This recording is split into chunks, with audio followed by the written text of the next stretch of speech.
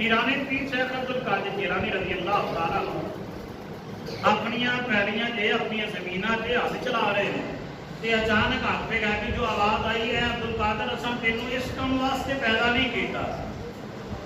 फिर दोबारा यही गल आई, तीसरा दिन गुजरिया, फिर यही गई वालदा नूं आके सारा किस्सा सुनाते हैं, सारी गल दसते हैं ए मामला होया, मैं इंज हथ चला रहा सा ते इस तरह आवाज़ आई है। दूसरे दिन फिर, तीसरे दिन फिर फरमाया कि पुत्र ठीक है, तू की चाहना है? क्या कि वालदा मैं इल्मे दीन हासिल करना चाहता। वालदा ने क्या कि मैनू इजाजत दी जाए, मैं इल्मे दीन हासिल करना चाहता। आपनू आपकी वालदा दे कोल उस वेले 80 दिनार सन।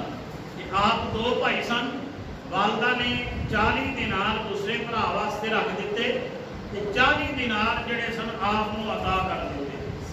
पुत्र आना कि नहीं, जो दीन का इलम मुकम्मल पढ़ लेगा फिर वापस आना। 8 साल या 10 साल जिहड़े लाने सन ला के आप फिर आपने वापस आना।